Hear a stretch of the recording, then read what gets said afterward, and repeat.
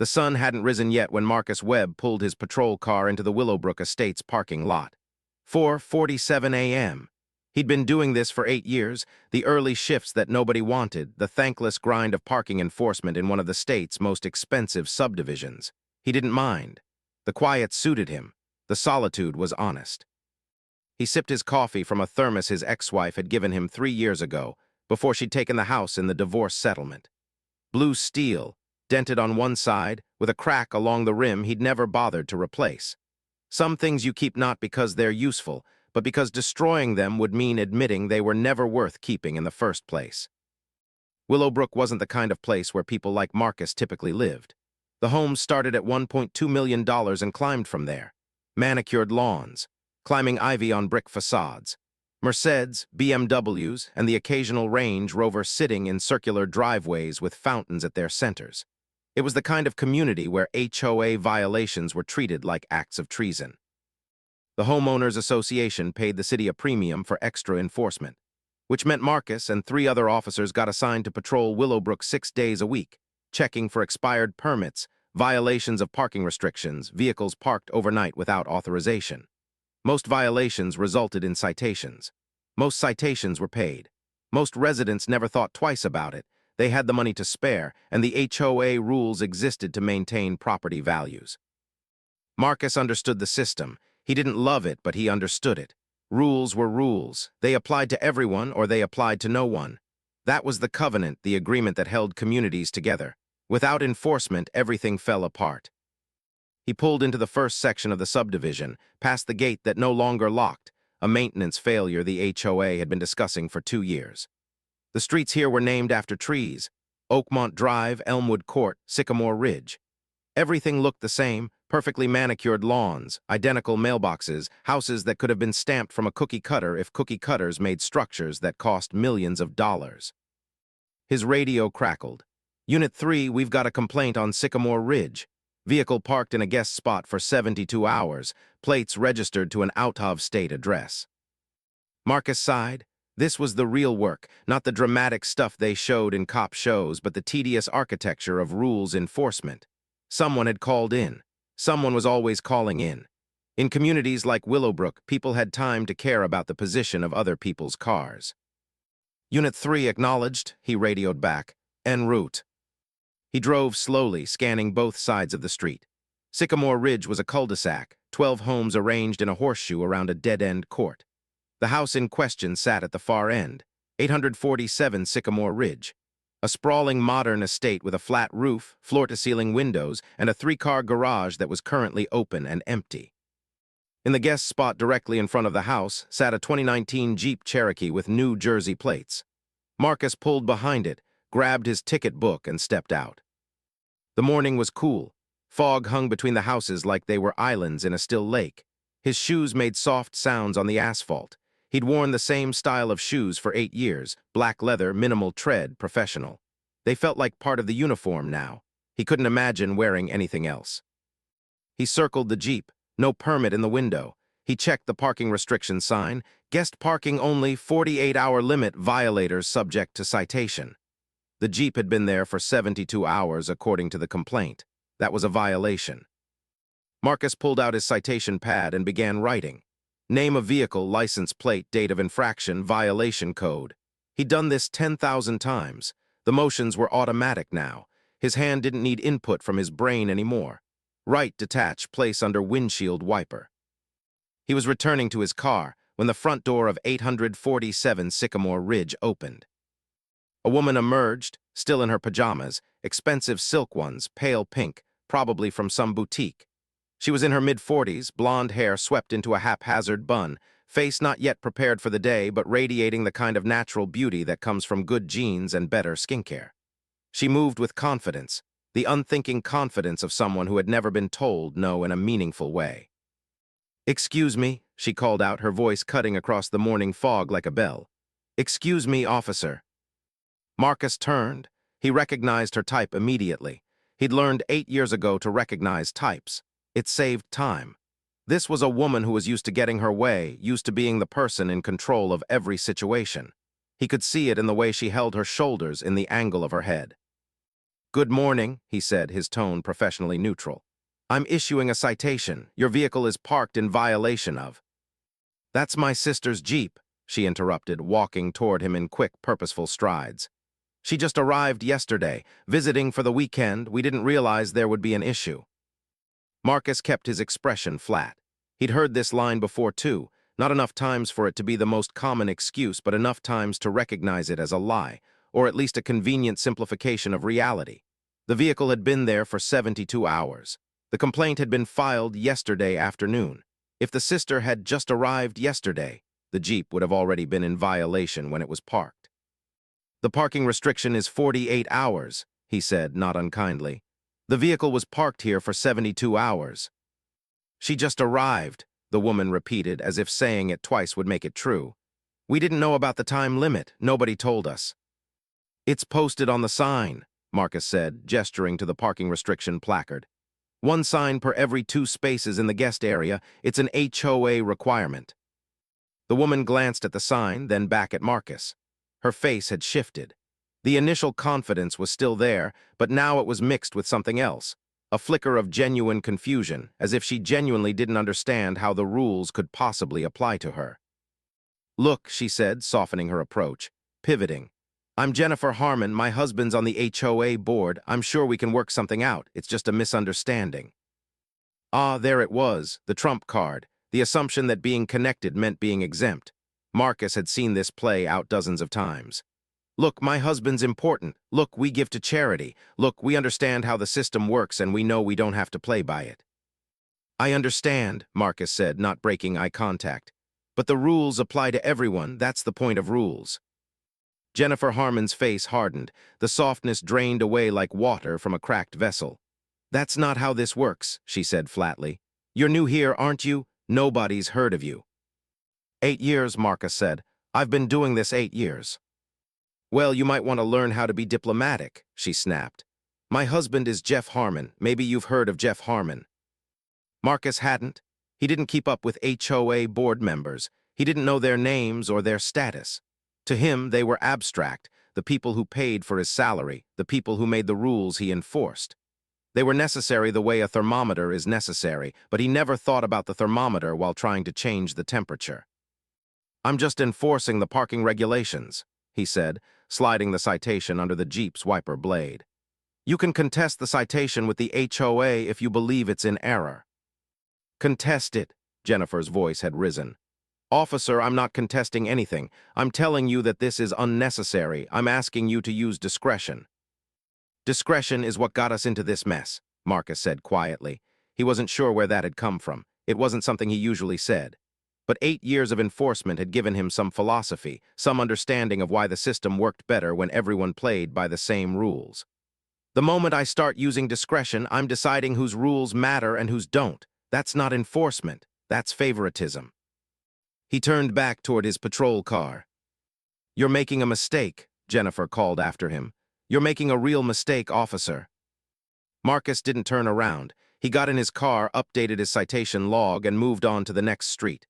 He didn't think about Jennifer Harmon again, or rather, he thought about her the way he thought about most of these interactions, as a moment of friction, brief and ultimately meaningless. The citation would be paid or contested. Life would continue. The subdivision would remain orderly. He was wrong, not wrong about the citation. That was legitimate. Wrong about the meaninglessness. Some moments have weight that doesn't become apparent until much later, when you look back and realize a choice you made casually ended up changing everything. By late afternoon, Marcus had issued 17 citations, 5 of them in Willowbrook. The others were in the adjoining neighborhoods, Oakbrook Estates, Riverside Commons, places that were slightly less expensive but still the kind of communities where people noticed when you parked wrong. He was due to finish his shift at 5 p.m. He had 1 more hour, and he planned to spend it in the quietest part of Willowbrook, the south end near the community pool. He drove past the gates of the recreation area at 4:15 p.m. The pool was empty. It was October, and the weather was getting cool. There was still a week before they drained it for the season. Some kids splashed around in the shallow end. A lifeguard sat in a raised chair, already thinking about going home. Marcus did a slow circuit of the parking area. All the spaces were marked properly. All the vehicles displayed current permits. The lot was nearly empty anyway. He was about to leave when he noticed a car parked at the far end of the lot, near the concrete building that housed the bathhouse and storage. A white Range Rover with no visible permit. He pulled up beside it and checked the registration. The plate was registered to Jeffrey and Jennifer Harmon, 847 Sycamore Ridge. Marcus felt something shift in his chest. Not anger exactly, more like resignation. Like he'd known this moment was coming and had been bracing himself for it without realizing. He got out and photographed the vehicle, the parking space, the lack of permit, everything by the book. Then he walked around to the bathhouse entrance. Through the chain-link fence, he could see the pool area. A birthday party was in full swing, maybe 30 people, a mix of adults and children. There were food tables laden with sandwiches and chips. A banner reading, "Happy 8th Birthday Tyler," hung from the fence. And in the center of it all, watching children splash in the pool, was Jennifer Harmon. She saw him at the same moment he saw her. Her face went very still. Then she stood up and walked toward him, moving with that same confident stride she'd used that morning. But it was different now. This time, it was the confidence of someone fighting for something real, not just the casual certainty of someone accustomed to getting their way. "Officer Webb," she said, reading his name tag. "You came to the party." "I didn't come to the party," Marcus said. "I'm on duty. Your vehicle is parked without a valid permit." "We didn't have a sticker yet," Jennifer said. She was calm now, eerily calm. "We just moved here 3 weeks ago. The HOA office was supposed to send our permanent stickers. We've been using the temporary permit, but we left it in Jeff's car today. We only planned to be here for an hour." "You need a valid permit," Marcus said. "Parked without one, regardless of duration." "Is that really necessary?" Jennifer asked. It wasn't a challenge anymore. It was a genuine question, almost plaintive. "My son just turned 8. We're having a small party. We didn't think." "You didn't think the rules applied to you?" Marcus finished. "That's becoming a pattern." He saw the moment it happened, the moment her attempt at civility shattered. Her face hardened again, but differently this time. This time it was armor, not attitude. This time it was the face of someone who had decided the conversation was over. "Jeff was right about you," she said quietly. "He said when he heard about this morning that you were the kind of person who didn't understand how things work. He said you had a small mind and a small job and no concept of the bigger picture." "And what's the bigger picture?" Marcus asked. "The bigger picture," Jennifer said, "is that we spent $1.8 million for our house in this community. We paid for the right to park on the property we own. The community pool is part of that property. We shouldn't have to treat it like it's public parking." "But it is public," Marcus said. "That's the point. The pool is a community amenity. The parking regulations exist to make sure everyone has access to it." "Everyone?" Jennifer laughed, and it was the kind of laugh that sounded like breaking glass. "Officer, everyone in this community is exactly like us. Everyone paid for the same house at the same price. Everyone belongs to the same social circles, the same clubs, the same country club. We all know each other. We all understand the rules as they're meant to be understood, which is to say, as suggestions unless you're new money or poor or just don't belong." She was right, and Marcus knew it. That was what made it worse. The subdivisions like Willowbrook had their own unwritten rules, hidden beneath the official ones. The written rules applied to people like him, to delivery drivers and guests, to people who didn't quite fit. But for residents, for members of the community, the rules were more fluid. They were guidelines. They were suggestions. They were things that got waived if you knew the right people or went to the right parties or had enough money to matter. For 8 years, Marcus had been enforcing the rules as written. And for 8 years, he'd been quietly complicit in a system where rules only mattered if you weren't supposed to be somewhere to begin with. "I'm writing the citation," he said. He walked back to his patrol car, filled out the ticket with the same mechanical precision he'd used that morning, and placed it under the Jeep's wiper blade. Through the chain-link fence, he could hear the party continuing, children laughing, adults talking. The banner still hung. "Happy 8th Birthday, Tyler." When he drove away, Jennifer Harmon was watching him from the edge of the pool, her expression unreadable. Her son had moved on already, unaware that the day had shifted in some fundamental way. Marcus went home. He made dinner, pasta and sauce from a jar, nothing elaborate. He sat at his small kitchen table and ate while watching the local news. A man in the next county had been caught running a Ponzi scheme. A teacher had been recognized for her work with at-risk youth. A new shopping center was opening in 3 weeks. Normal life, normal news. the world continuing on, indifferent to parking citations and subdivision politics. His phone rang at 8:47 p.m. It was his supervisor, Captain Raymond Oakes. Raymond had been with the city's parking enforcement division for 23 years. He was due to retire in 14 months. He did not typically call officers at home after their shifts ended. "Marcus," he said without preamble, "I've got a situation. I need you to walk me through what happened at the recreation area today, the Harmon residence citation." Marcus felt something cold move down his spine. He explained the situation, the vehicle without a permit, the parking regulation, the citation issued. "They're contesting it," Raymond said. "Or rather, Jeff Harmon is contesting it. He's threatening to appeal to the city council. He's also threatening to pull Willowbrook's contract with us." "That's his right," Marcus said. "It is," Raymond agreed. "But it's also not profitable for us. Willowbrook is 18% of our division's budget. Lose that, and I've got to lay off at least 2 officers. "He's trying to intimidate me," Marcus said. "It wasn't a question." "He's trying to get the citation voided," Raymond said. "Which is a different thing. Look, Marcus, I've got a son starting college in 2 years. I don't want to lose Willowbrook. And I don't want to lose you because you're one of the good ones. But you're also one of the inflexible ones, and inflexibility can be a problem in this business." "The rule," Marcus started. "The rule is clear," Raymond interrupted. "I've reviewed everything. Your citation is legitimate. Your enforcement was appropriate, but legitimate and appropriate doesn't mean it has to go exactly this way. Harmon is the kind of person who makes problems for people who make problems for him. That's the world we live in. That's how this works. The question is whether you want to push back or let it go." "What do you want me to do?" "I want you to think about the bigger picture," Raymond said. Those were Jennifer Harmon's words. Marcus heard them echo through the phone line. "I want you to think about whether this citation is really worth the battle that's coming." Marcus didn't respond. After a moment, Raymond said, "Think about it, we'll talk tomorrow," and hung up. Marcus sat in the darkness of his apartment, the remains of his dinner cooling on the plate in front of him. Outside, the subdivision was settling into evening.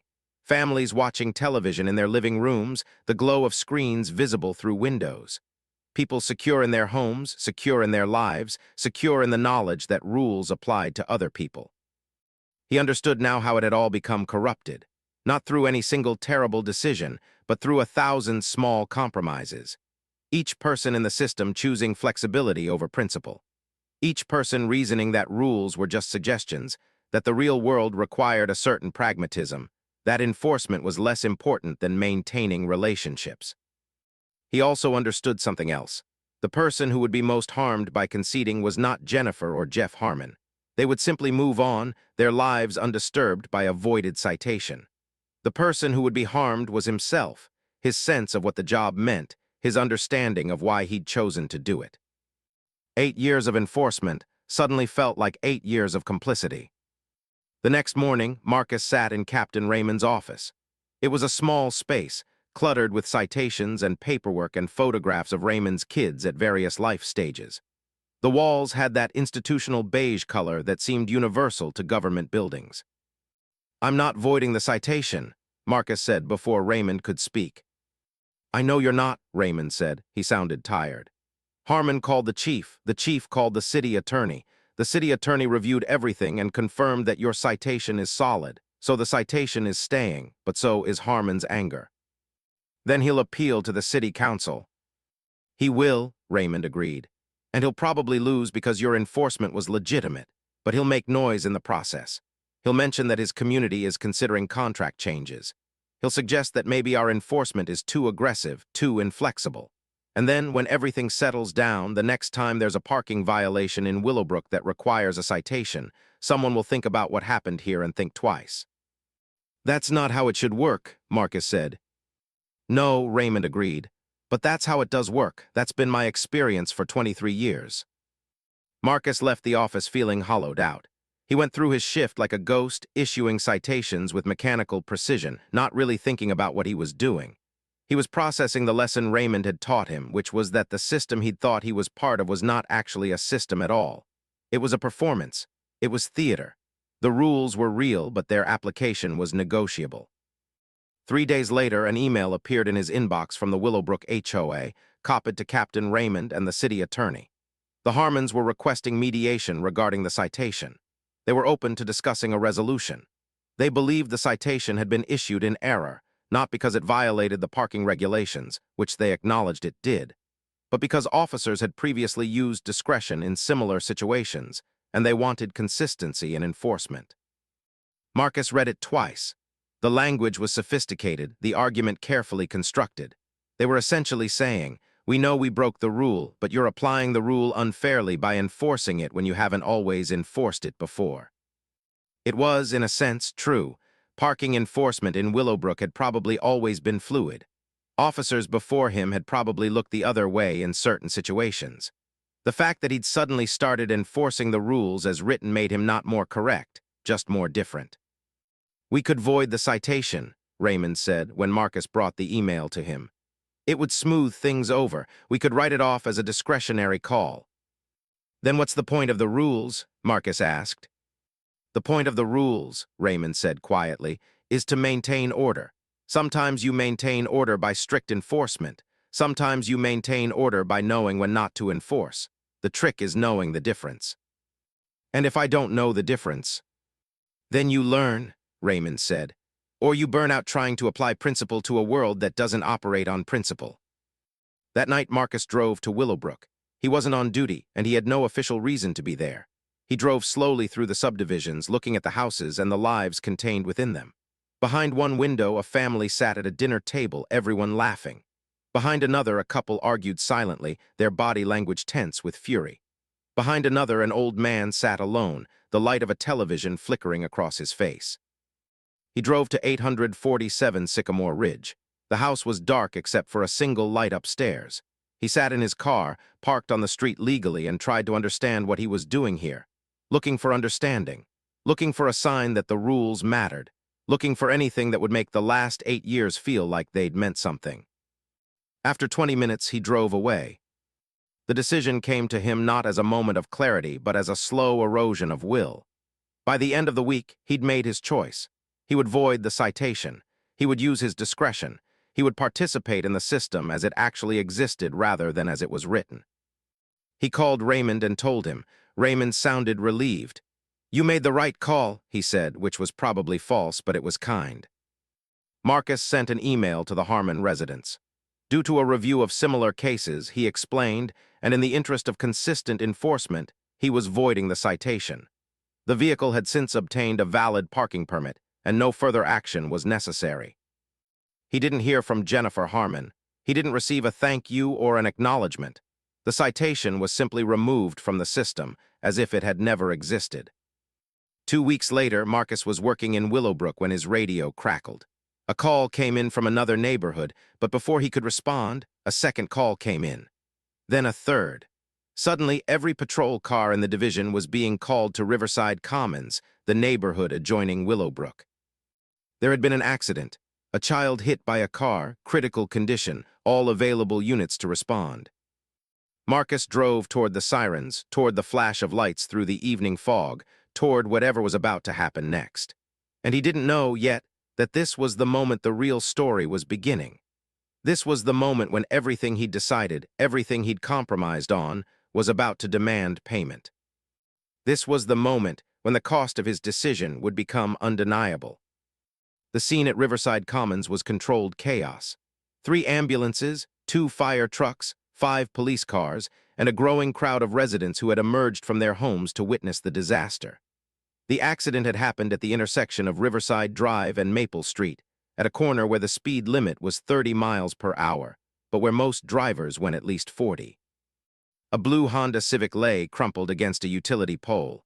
The front end was accordion folded, the windshield webbed with cracks. The vehicle had clearly hit something, or rather someone before hitting the pole. That someone was now being loaded into an ambulance on a stretcher, the small body surrounded by paramedics working with the urgent precision of people trying to save a life. Even from a distance, even without being able to see the child's face, Marcus could tell it was a boy, maybe 8 or 9 years old. "Unit 3, we need you for crowd control," the dispatcher said over the radio. "Keep the residents back from the accident scene." Marcus moved into position, creating a perimeter with orange cones and yellow tape. His hands moved with automatic precision, doing the work he'd done 100 times.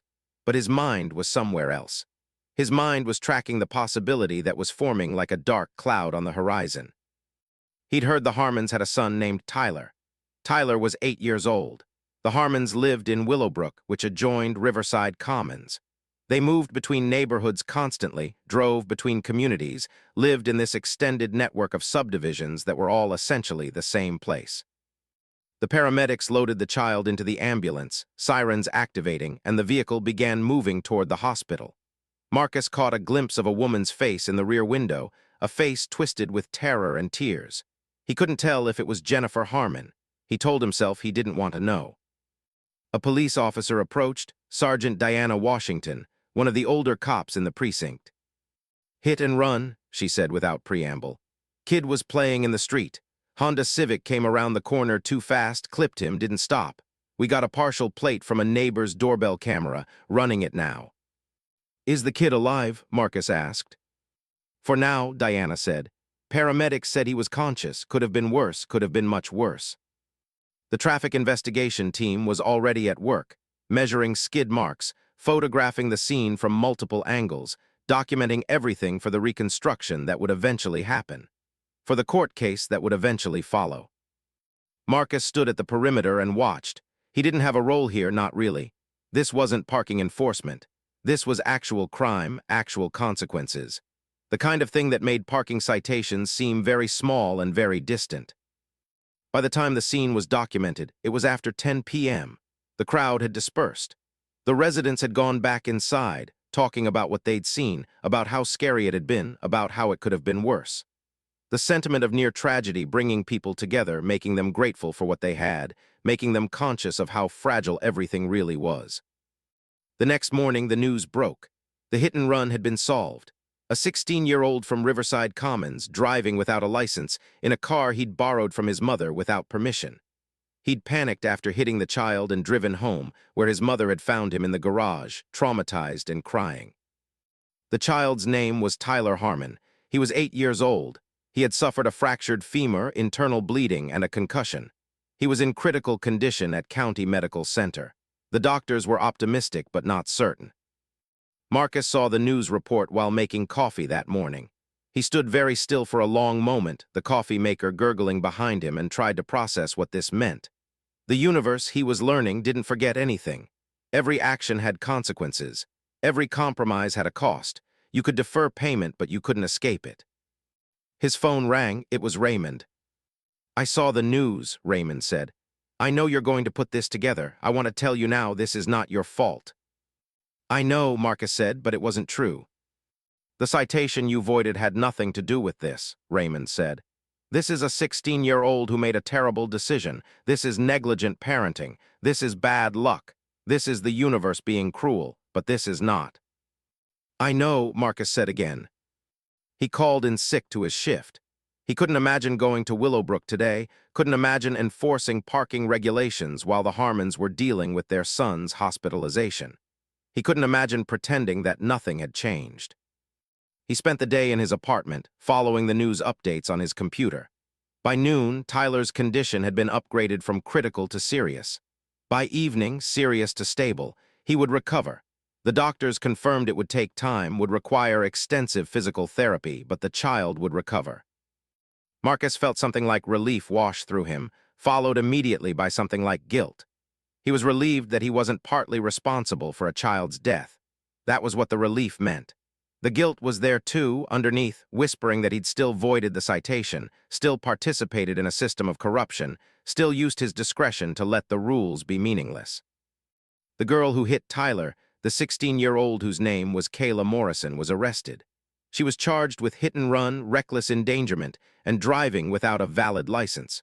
Her mother was charged with allowing an unlicensed driver to operate her vehicle. The court dates were set for 3 months out. Life moved forward. The initial intensity of the news cycle faded. There was a new scandal to report on, a new tragedy to process. Tyler Harmon's accident became just another story, just another part of the endless stream of information that people consumed and forgot. But for Marcus, it didn't fade. It became lodged in his consciousness like a splinter, a small irritation that wouldn't go away. He'd made a choice. The universe had presented him with an immediate consequence that had nothing to do with his choice, but his brain had connected them anyway. His brain had created a narrative where his decision to void the citation had somehow invited the universe's wrath, which then fell on Tyler Harmon instead. He knew it was illogical. He knew that voiding a parking citation didn't cause hit-and-run accidents. He knew that the universe didn't work on such simple cause-and-effect principles.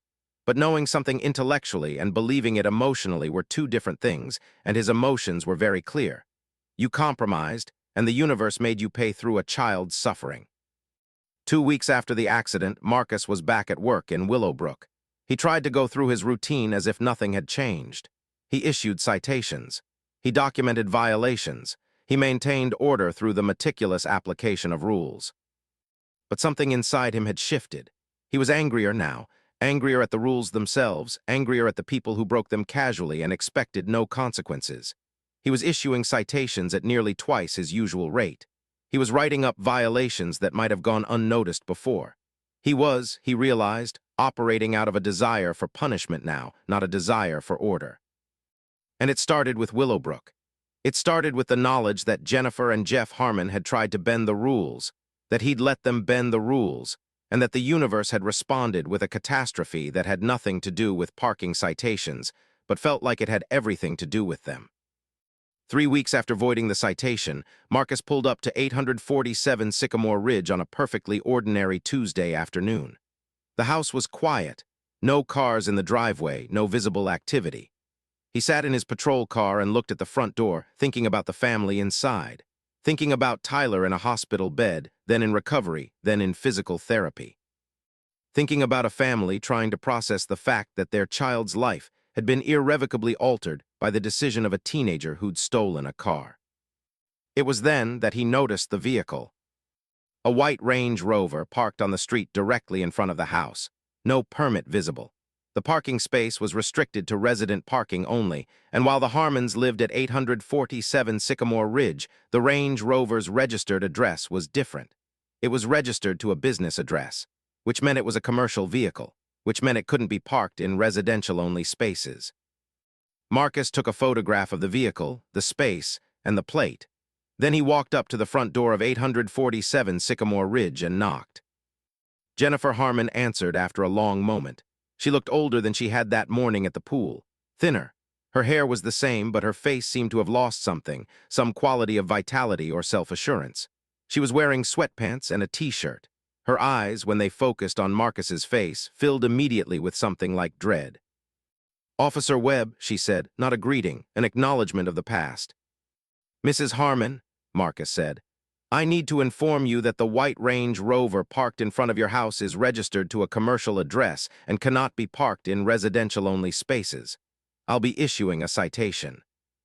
Jennifer's face did something complicated. She looked at him for a long moment, and he could see her deciding whether to appeal to him, whether to try civility or anger or anything else. In the end, she seemed to decide that none of it would work. "That's my mother's car," she said quietly. "She's here helping with Tyler. During the day when she's not driving, she parks it here." "It's registered to a business address," Marcus repeated. "That means—" "I know what it means," Jennifer interrupted. Her voice was very quiet. "I know what it means, Officer Webb. I'm asking you as one human being to another to not issue a citation to my mother. My son is upstairs. He's in a lot of pain right now. My mother is here to help him. She just got here yesterday. The car will be gone on Sunday." Marcus looked at her. He could see the exhaustion in her face, the stress, the kind of where that comes from dealing with real trauma. He could see her as something other than the woman who'd tried to pull strings and gotten a citation voided. He could see her as a mother whose child had been hit by a car. He could see all of that, and it didn't change anything. "I'm issuing a citation," he said. He wrote it out with the same mechanical precision he always used. He took his time filling out all the fields. He made sure every detail was correct, every violation code was accurate. And when he was done, he walked back to the Range Rover and placed the citation under the windshield wiper. Jennifer Harmon watched from the doorway. She didn't say anything. She didn't try to change his mind. She just watched him with an expression that was somewhere between sorrow and resignation.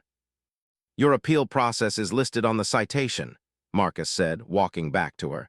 You can contest it with the HOA if you believe there's an error. There's no error, Jennifer said softly. That's the problem with all of this. There's no error. You're doing exactly what you're supposed to do. You're enforcing the rules exactly as they're written. And we're breaking the rules. We're parked where we shouldn't be. And my mother is going to have to pay a fine because my son got hit by a car. That's just how it works, isn't it?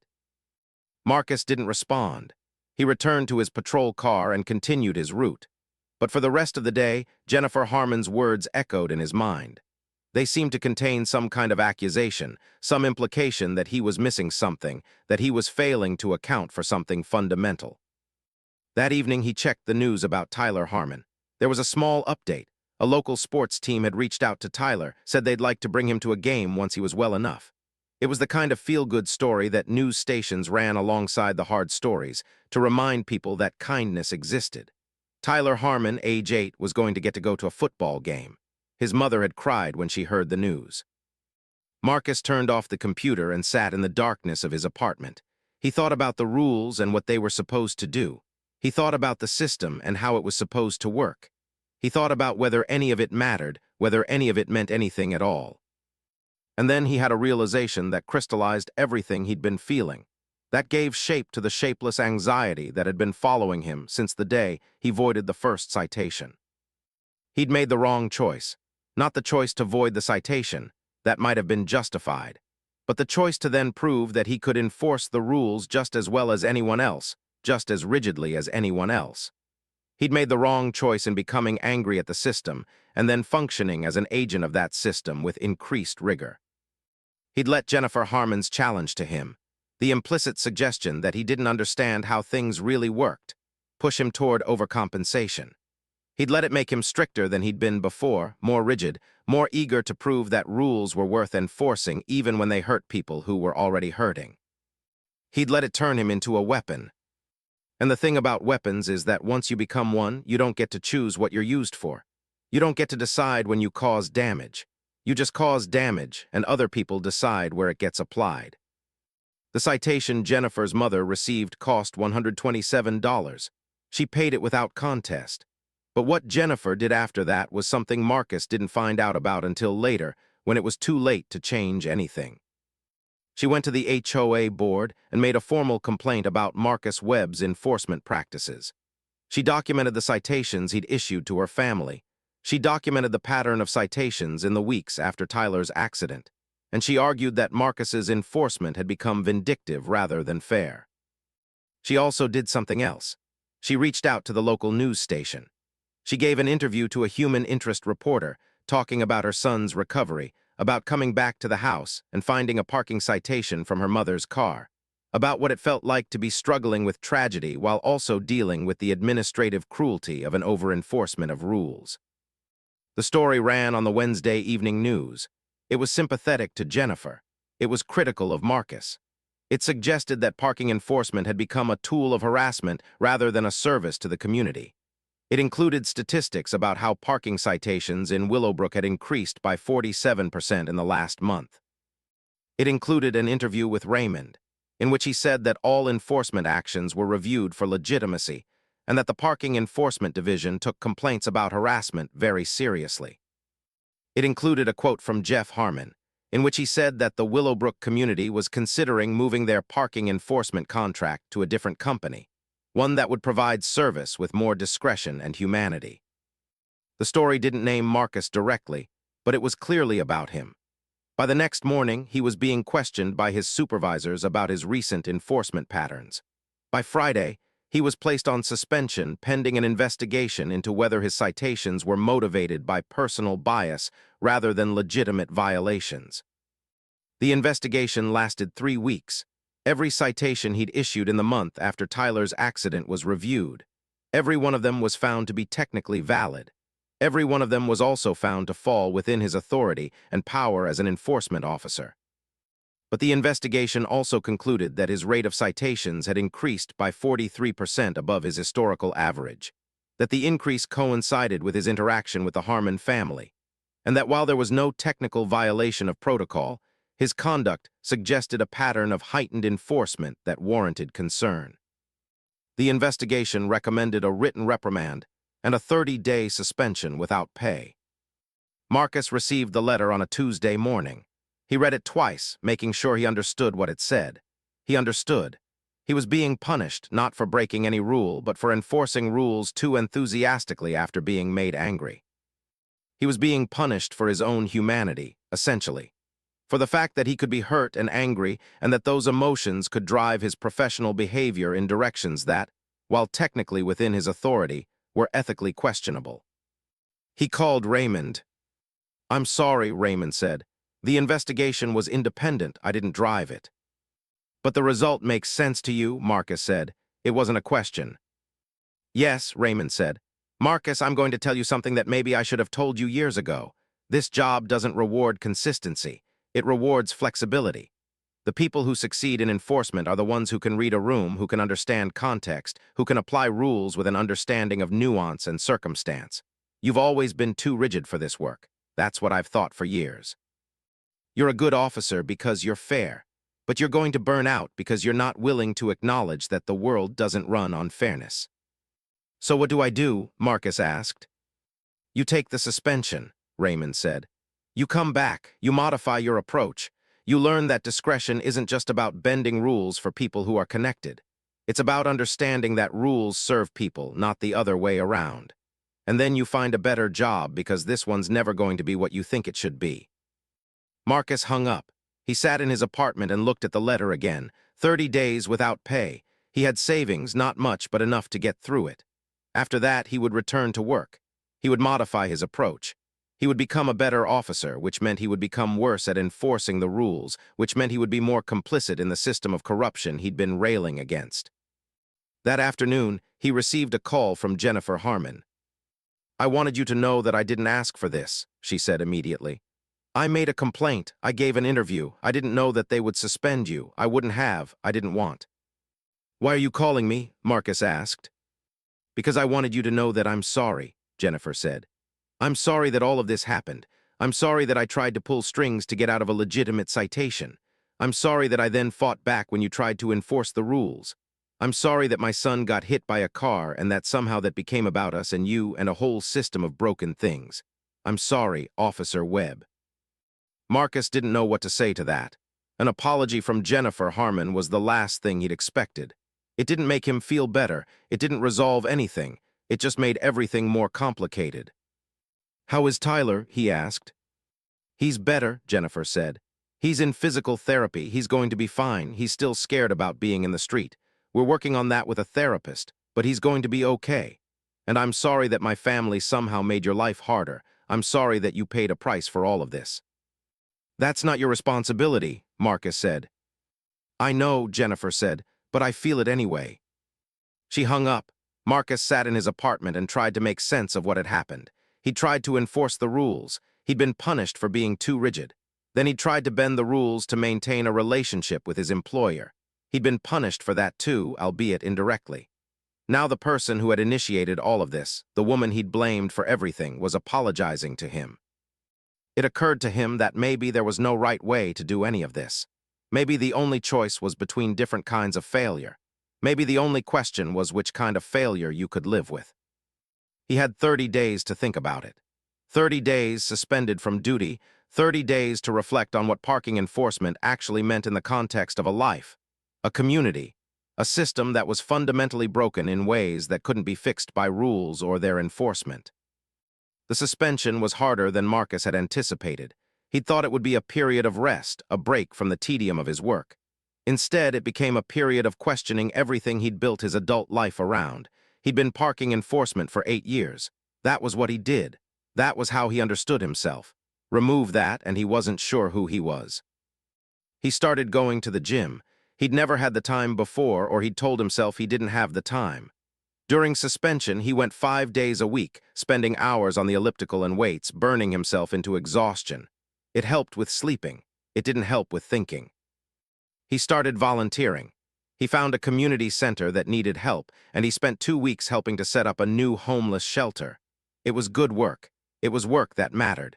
It was work that didn't involve rules or enforcement or any of the ethical complications that had led to his suspension.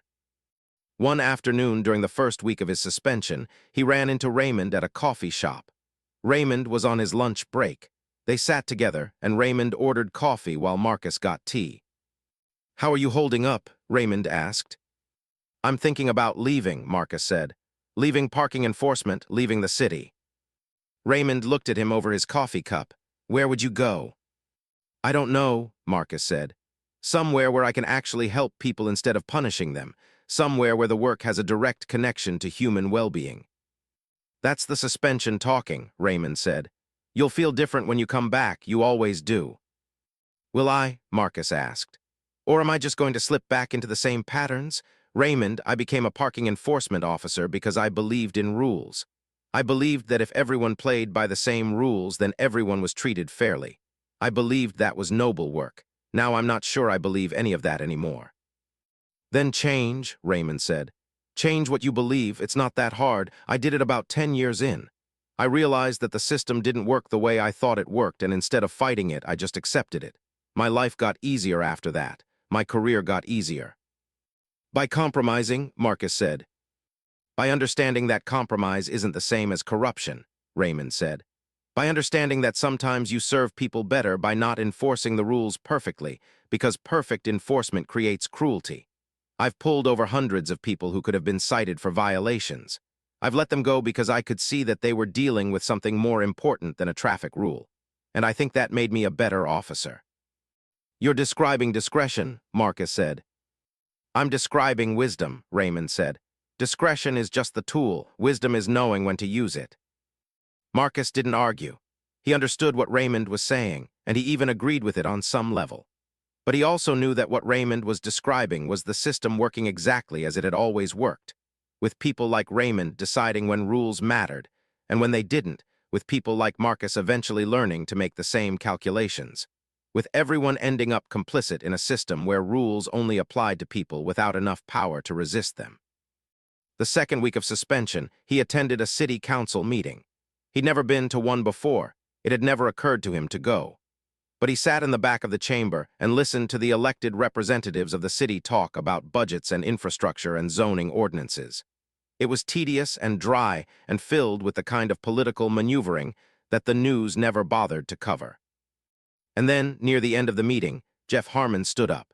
He was there as a representative of the Willowbrook HOA. He presented a request to the city council. Willowbrook was unhappy with the parking enforcement division and was requesting to move their contract to a private company that could provide more customer-responsive service. The city attorney noted that there was an ongoing investigation into the enforcement practices in question, and that it would be advisable to wait for the results before making any contract changes. "We've seen the results," Jeff said. "A dedicated officer has harassed my family over the course of several weeks, and when we complained, he was suspended but still employed. We want assurance that the person who targeted my family will not be part of any future enforcement team we hire." The council member who was chairing the meeting asked Jeff to describe what harassment looked like. "2 parking citations," Jeff said. "Both valid technically, both issued in a manner that felt personal rather than procedural. The officer showed up at my wife's car. He issued a citation to my mother-in-law while my son was recovering from a serious injury. He was making a point. He was making it clear that he didn't appreciate being questioned about his authority." Marcus sat in the back of the chamber and listened to his professional reputation being dismantled. He could have stood up. He could have offered his perspective. But he knew that anything he said would sound like defensive justification, and that Jeff's version, while incomplete, wasn't actually wrong. The council tabled the discussion and said they would revisit it after the investigation was concluded. Jeff Harmon sat down, and the meeting moved on to the next agenda item. When the meeting was over, Marcus stood up and saw that Raymond was walking toward him. Raymond was in attendance, representing the parking enforcement division. "You shouldn't have come," Raymond said without preamble. "I know," Marcus said. "Did you hear what Harmon said?" "Yeah." "He's going to push hard to get you out," Raymond said. "He's going to make it so uncomfortable that you'll either quit or we'll have to fire you. He's a powerful guy in this city. He's got connections. This isn't over." "Then maybe it's time for it to be over," Marcus said. He went home and slept for 14 hours. When he woke up, he called Raymond and told him he was going to resign. He'd use his suspension time to transition to other employment. He was done with parking enforcement. Raymond tried to talk him out of it. He said Marcus was throwing away a career, that he was letting one bad situation influence a much larger decision, that he should take time to think about it. Marcus appreciated the concern, but he'd already made his decision. He drafted a letter of resignation and sent it to the city that afternoon. The suspension ended on the day his letter was officially accepted. Marcus Webb's career in parking enforcement ended on a Friday with a simple acknowledgement and a request for return of his equipment. He returned his citation books, his camera, his parking enforcement identification. He turned in his patrol car keys. He walked out of the city municipal building at 4:47 p.m., the exact time he usually started his morning shifts in Willowbrook, and drove away without looking back. For 3 weeks, Marcus worked at the homeless shelter full-time as a volunteer. The shelter was operating at capacity, serving about 180 people per night. Most of them were men. Many of them were dealing with addiction or mental health issues, or both. Some of them had jobs but couldn't afford housing. Some of them had never worked. Some of them had worked for decades before a single event, a medical emergency, a lost job, a family dissolution, had cascaded into homelessness. Marcus helped serve meals. He helped manage the intake process. He helped mediate disputes between residents. It was work that felt more concrete than parking enforcement, more directly connected to human need. But it was also work that was deeply frustrating because the shelter could only treat the symptoms, not the disease. They could provide a place to sleep and a meal to eat, but they couldn't fix the underlying issues that had made housing impossible. One evening, a man named Douglas came through the intake line. Douglas was 64 years old and had been sleeping in his car for 3 months. He'd lost his job at a manufacturing plant when the facility closed. He'd been looking for work, but nobody wanted to hire a 64-year-old man with no college degree. His wife had left him 6 years prior, and he had no children, no family support system. He was utterly alone in the world except for the shelter. "How long can I stay here?" Douglas asked the intake worker, but he was looking at Marcus. "Usually about 30 days, Marcus said. "Then we try to help connect you with long-term housing or services." "What if I can't afford long-term housing?" Douglas asked. "Then we try to get you into subsidized housing programs," Marcus said. "There's a waiting list, but there are resources." "I've been looking for work for 6 months, Douglas said. "Nobody's going to hire me. Nobody wants an old man. So I'm going to sleep in my car, or I'm going to be on the street, or I'm going to come back here, and none of it fixes anything." Marcus didn't have an answer for that. The shelter didn't have an answer for it. The city didn't have an answer for it. Society, as structured, didn't have an answer for Douglas. Douglas was going to be poor and alone for the rest of his life, and there was nothing anyone could do about it except make his suffering slightly less acute. Marcus started thinking about parking citations. He thought about the people he'd cited over the years for parking violations that probably occurred because they were dealing with their own versions of Douglas's situation. People parked in no parking zones because they didn't have anywhere else to go. People parked without permits because they couldn't afford the permits. People who had broken the rules not out of malice or entitlement, but out of desperation. He'd never really thought about those people before. He'd thought about the rules and the violations and the citations. He hadn't thought about the humans behind the violations, the stories that had led to the choices that had led to the breaking of rules. After 4 weeks, Marcus decided he couldn't volunteer at the shelter anymore. Not because he didn't want to help, but because helping in such a limited way was starting to feel like complicity. He was making the suffering slightly less acute without addressing the actual problem, which meant he was becoming part of a system that managed poverty rather than eliminating it. He was becoming a different kind of parking enforcement officer, applying small rules to a much larger system that didn't work. He needed to do something different. He needed to do something that actually mattered. It was while Marcus was figuring out what that something might be that Kayla Morrison's trial began. Kayla was the 16-year-old who'd hit Tyler Harmon with the borrowed car. Her trial was scheduled for December, almost 3 months after the accident. Marcus didn't plan to attend. He had no connection to the case anymore. His career in enforcement was over, and this wasn't parking related. But the day of the trial, he found himself driving to the courthouse anyway. He parked his car in the public lot and walked in. The courtroom was small and mostly empty. Kayla was there with her mother and a public defender. Tyler and Jennifer Harmon were there. Jeff was at work. He'd wanted to be there but had a business meeting he couldn't reschedule. It was a detail that Marcus found significant, though he couldn't have said why. The prosecutor presented the case with straightforward efficiency. There was video evidence from the doorbell camera. There was testimony from witnesses. There was the confession Kayla had given to police. Kayla had borrowed her mother's car without permission. Kayla had driven too fast. Kayla had hit Tyler. Kayla had panicked and driven home without stopping or calling for help. The defense presented a much thinner case. Kayla was young, she'd made a terrible mistake. She was sorry, she wanted to help however she could. The judge was a woman in her 60s who seemed tired of being in a courtroom. She listened to the arguments with the attention of someone who had heard similar arguments 100 times before. When it came time for the victim's statement, Jennifer Harmon stood and approached the podium. She looked at Kayla for a long moment without speaking. Marcus could see tension in her face, an internal calculation happening in real time. "My son was hit by a car," Jennifer said. "My son suffered serious injuries. My son will need physical therapy for months. My son is scared of streets now, scared of cars. My son's life has been altered by a decision you made." Jennifer paused. She looked at Kayla's mother, who was crying quietly in the gallery. "But I understand that you were also young and scared," Jennifer continued. "I understand that you made a terrible decision under pressure, and I understand that punishing you won't undo any of this. It won't make my son less scared. It won't fix the damage that was done. So I'm asking this court to be merciful. I'm asking for rehabilitation rather than pure punishment. I'm asking for you to help my son in whatever way you can, whether that's through community service or restitution, or whatever form accountability takes for you." The courtroom was very quiet. The judge looked at Jennifer with something like surprise, as if she wasn't accustomed to victims requesting mercy. Kayla's mother cried harder. Kayla stared at the table in front of her, unable to meet Jennifer's eyes. The judge sentenced Kayla to 2 years of probation, 200 hours of community service, and a mandatory driving course.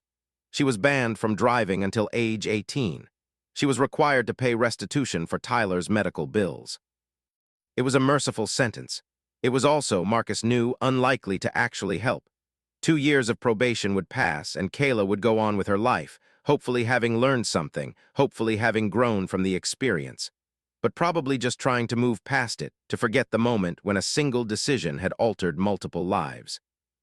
As people filed out of the courtroom, Jennifer looked up and locked eyes with Marcus. She hadn't known he was there. Her expression shifted when she recognized him. He stood and nodded slightly. An acknowledgement, she nodded back. Then she walked out, and Marcus was left alone in the courtroom with the judge, who was gathering her papers, preparing for the next case.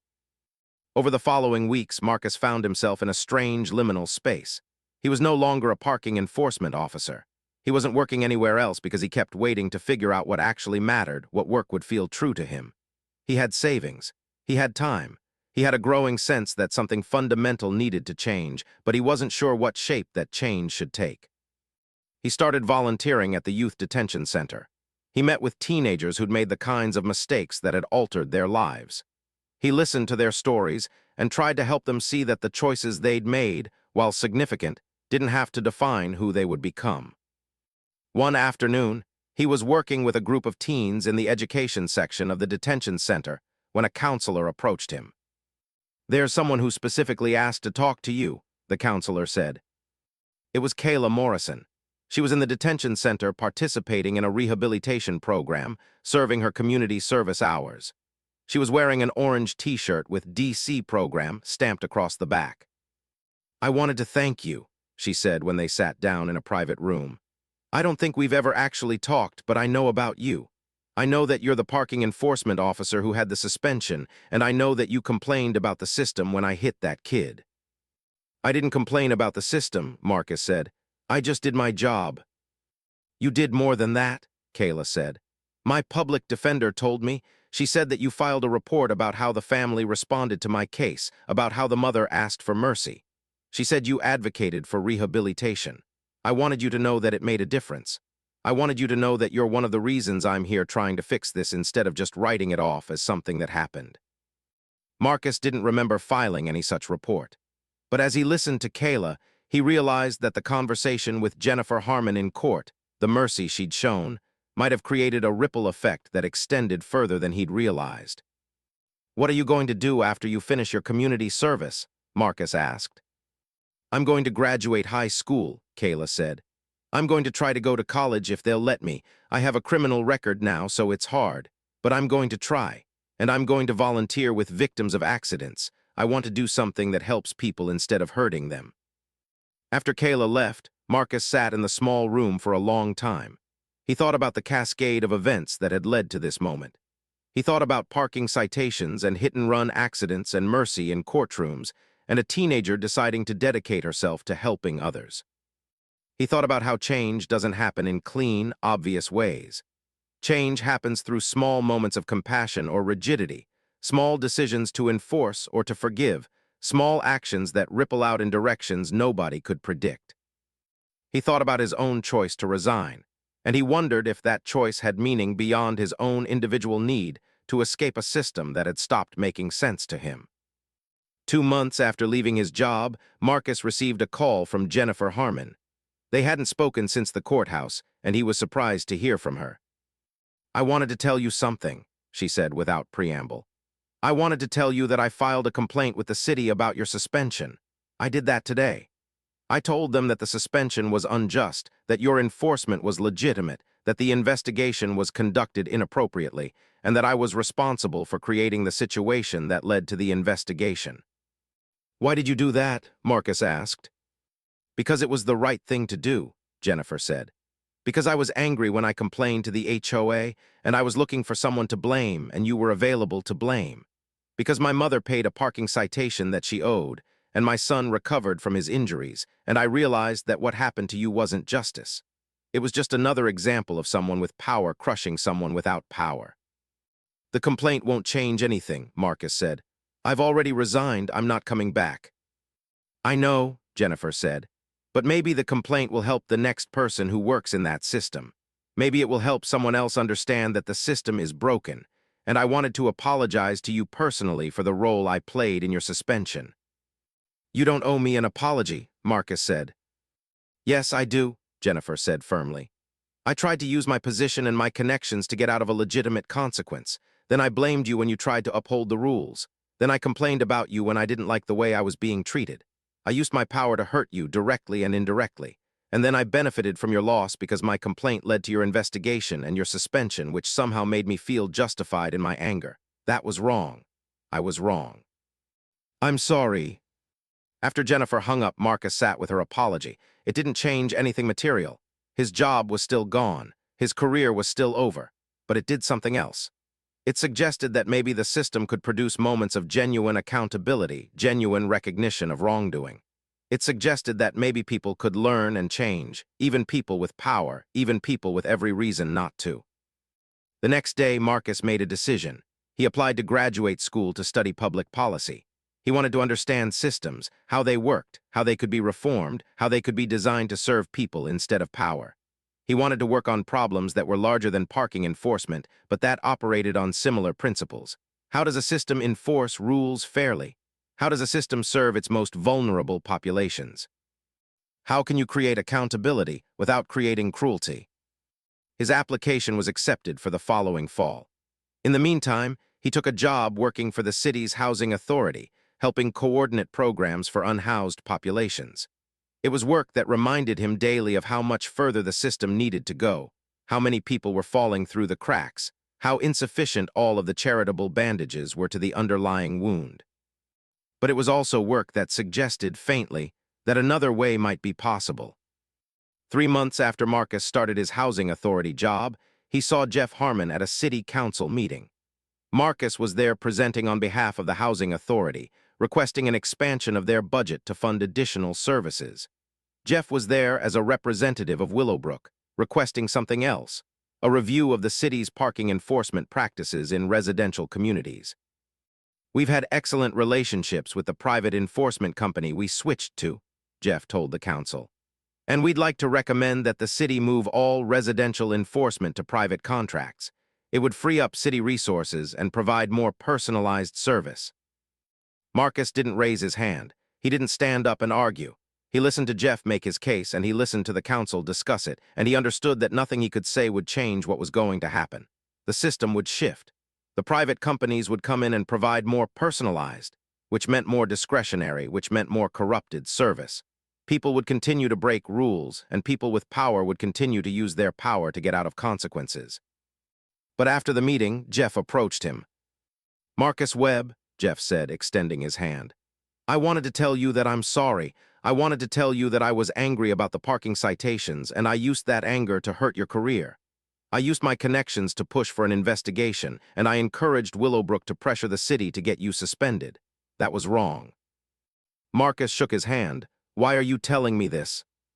"Because Jennifer told me that she'd apologized to you," Jeff said, "and I realized that I'd been the main driver of the campaign against you.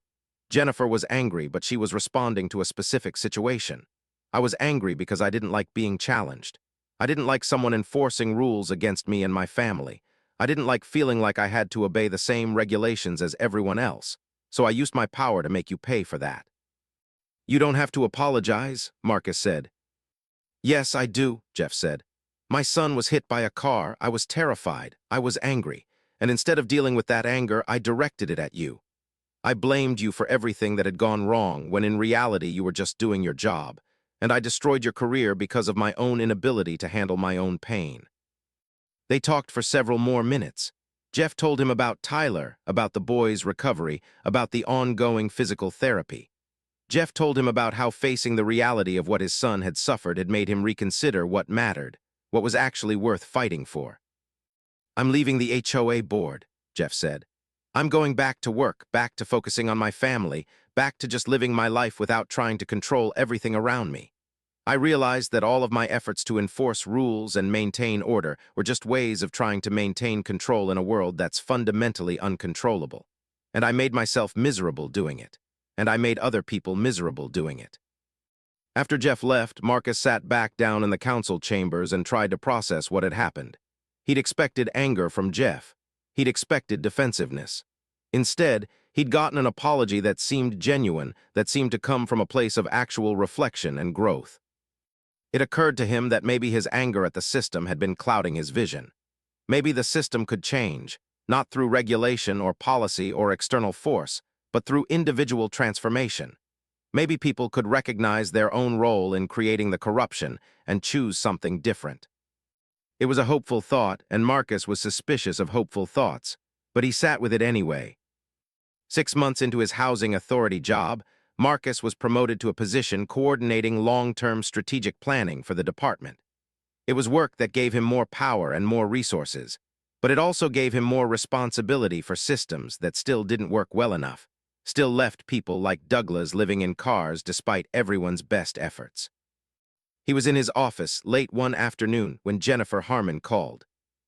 "I wanted to tell you that we're selling our house in Willowbrook," she said without preamble. "Where are you moving?" Marcus asked. "We're moving to the west side," Jennifer said. "We're buying a smaller house in a less exclusive neighborhood. We're downsizing. We're trying to simplify our lives. And we're doing something else. We're starting a nonprofit that helps people who are transitioning out of homelessness. We want to use some of our resources to actually make a difference instead of just maintaining what we have." "That's good," Marcus said, and he meant it. "I wanted to tell you because I wanted you to know that what happened, all of it, changed how I understand things," Jennifer said. "The parking citations, the accident, the investigation, all of it, it shifted something in me.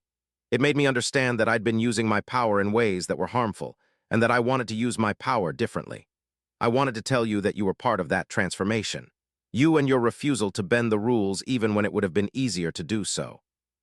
"I bent the rules," Marcus said. "That's what got into all of this. I voided a citation to maintain a relationship with my employer."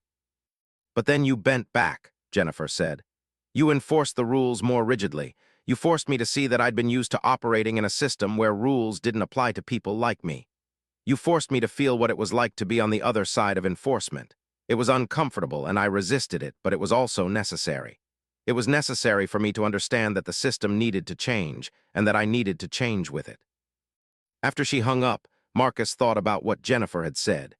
He thought about how his own journey had led to this conversation, how his attempt to enforce rules fairly had led to his suspension, which had led to his resignation, which had led to him working in areas where he could actually have some impact on systems that mattered. He thought about how every action had consequences, how every choice set off a cascade of other choices, how you couldn't predict where anything would lead when you made a decision in a moment of moral clarity or confusion or anger or hope. A year after his suspension, Marcus ran into Diana Washington, the police sergeant who'd worked the scene at Tyler's accident. Diana was also leaving law enforcement. She was going back to school to study social work. "It hit me at some point," Diana said over coffee, "that I was spending my whole life trying to punish bad behavior instead of understanding what was causing it. I was dealing with symptoms instead of diseases, and I wanted to do something different." "Is that working?" Marcus asked. "Not yet," Diana said, "but it feels like the right direction. It feels like I'm finally working towards something instead of against something." Marcus understood that distinction. For 8 years, he'd been working against parking violations. For the last year, he'd been trying to work toward housing and community care. It was an entirely different kind of work, and it was infinitely more rewarding, even when it was frustrating. He attended Tyler Harmon's third-grade class play. He didn't know why he went. He'd received an invitation from Jennifer, a simple card saying, "We'd be delighted if you could attend Tyler's performance." He didn't think he should go. He thought there was something inappropriate about attending, something that crossed a line between professional and personal. But he went anyway. He sat in the back of the auditorium with the other parents and guardians, and he watched Tyler perform a short scene from a fairy tale. Tyler was animated and confident, nothing in his demeanor suggesting that a year ago he'd been in a hospital bed recovering from a hit-and-run accident. After the play, Jennifer found him in the parking lot. "Thank you for coming," she said. "I wasn't sure I should," Marcus said. "I'm glad you did," Jennifer said. "I wanted Tyler to see you. I wanted him to understand that people can make mistakes, can hurt people, can participate in systems that create harm, and then recognize it and change. I wanted him to understand that transformation is possible, that growth is possible, that people can be better than they were." "Is that what he sees when he looks at me?" Marcus asked. "Yes," Jennifer said. "That's what I see too." The research paper Marcus wrote for his graduate program was about the role of discretion in enforcement systems. He argued that rules only mattered if they applied consistently, that discretion was a form of corruption even when well-intentioned, and that the only way to create fair systems was to remove the human element of choice. He presented the paper to his graduate seminar, and it created a lengthy discussion. A professor disagreed fundamentally with his thesis. "You're describing a system with no room for mercy," the professor said. "You're describing a system where a single mother parked illegally gets cited and harmed, where a person dealing with mental health crisis gets punished instead of supported. You're describing a system optimized for fairness at the expense of justice." "What's the difference?" Marcus asked. "Fairness is treating everyone the same," the professor said. "Justice is treating everyone appropriately to their circumstances. A fair system punishes everyone equally. A just system recognizes that people have different needs and different capacities." Marcus thought about that for a long time. He thought about Jennifer's apology, about Jeff's recognition, about Diana moving into social work, about Kayla Morrison deciding to help others. He thought about how all of this had started because he believed in fairness, and how his commitment to fairness had led him to become a weapon that hurt people. He revised his paper. The new thesis was that fair systems and just systems are fundamentally different, and that every enforcement system must choose which one to be. If you choose fairness, you lose mercy. If you choose justice, you lose consistency. The question isn't whether to enforce rules, but who you're trying to serve, the system or the people. He concluded that the only way to serve people through rules was to have transparent procedures for deciding when rules should be bent. That discretion was necessary, but that discretion needed to be accountable and visible, not hidden behind the pretense of neutral enforcement. He titled the paper "The Cost of Perfection: Why Fair Systems Fail and How to Build Better Ones." The professor, who had disagreed with his original thesis, approached him after class. "That's a much stronger argument," she said. "Much more sophisticated. You've learned something important."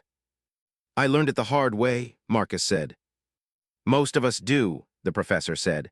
"Most of us only learn things when they cost us something."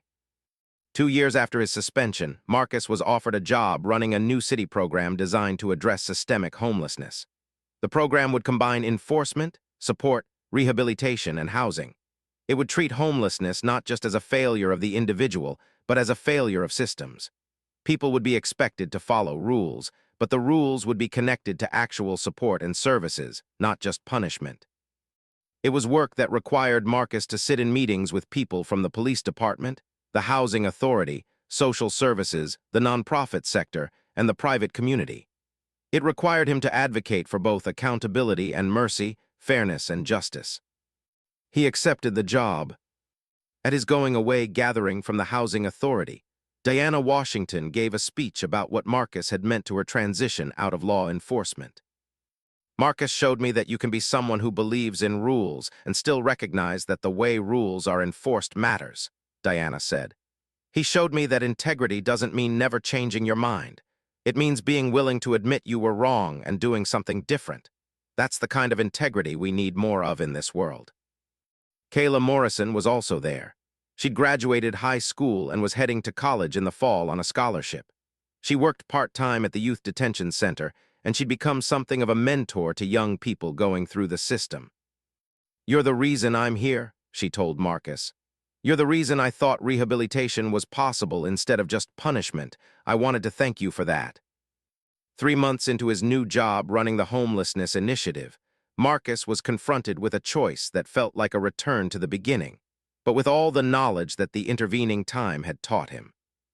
A man named Thomas was living in his car in a public parking lot. He'd been working but lost his job when his factory closed. He'd been looking for work for 18 months but couldn't find anyone willing to hire a man in his 60s. He'd exhausted his savings. He was living in his car while he collected scrap metal to sell for food. Thomas received a parking citation.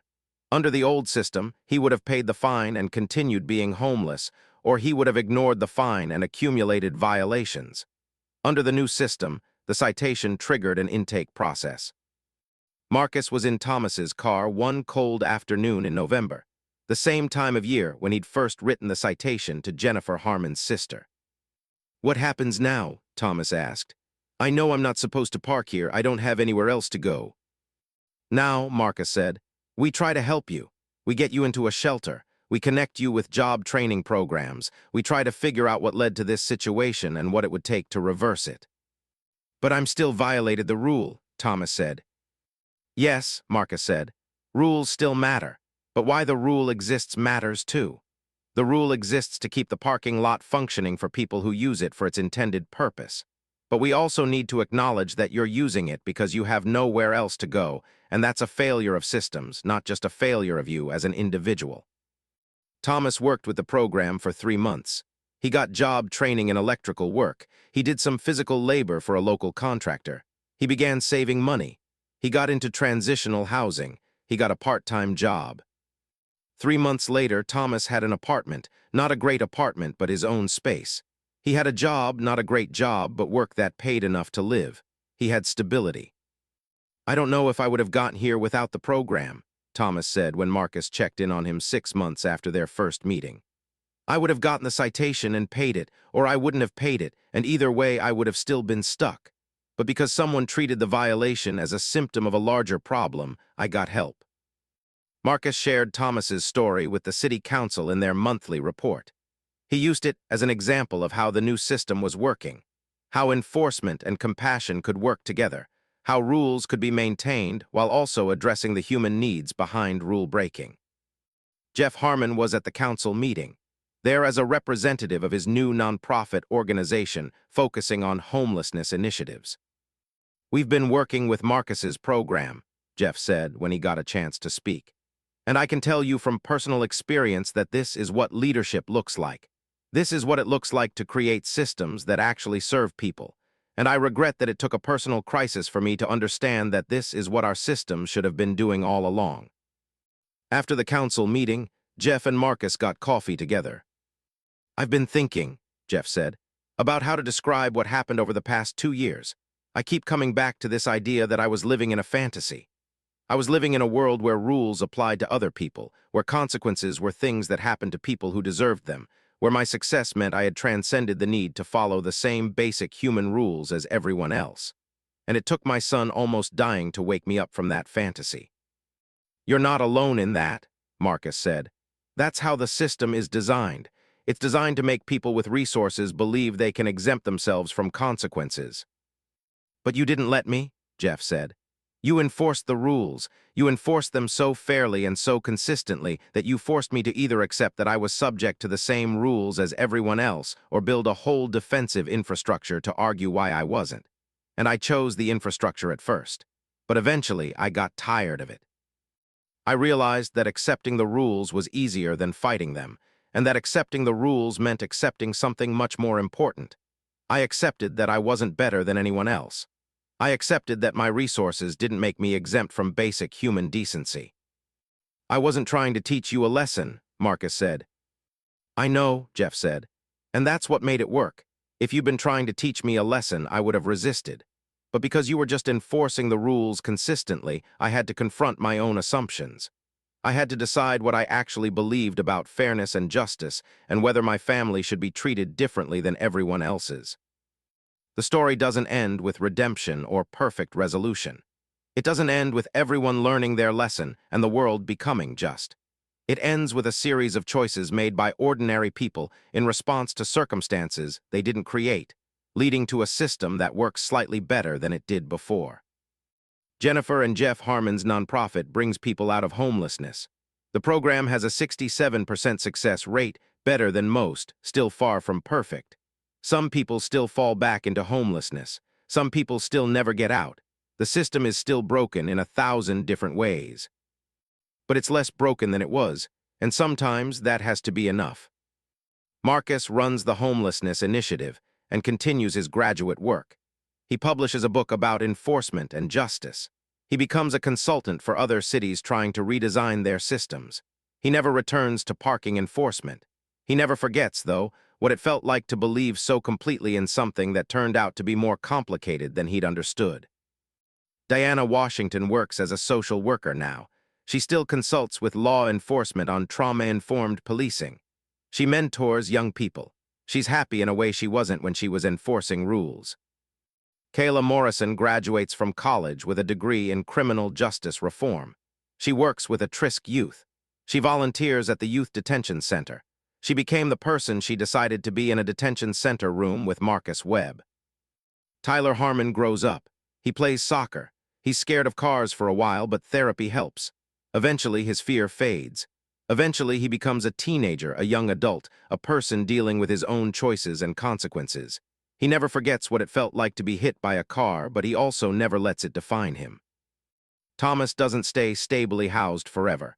He loses a job 6 months after finding stability and falls back into precarity. He uses the services of the program again. This time, it takes him 4 months to recover. The system supports him through it. He eventually stabilizes again. Captain Raymond retires. He misses the work but enjoys his retirement. He never fully reconciles with Marcus, but he doesn't have to. They see each other occasionally. They nod. That's enough. The city adjusts its parking enforcement policies. Parking violations are still citations, still subject to penalties. But citations also trigger conversations about why the violation occurred. Some citations are voided. Some are paid.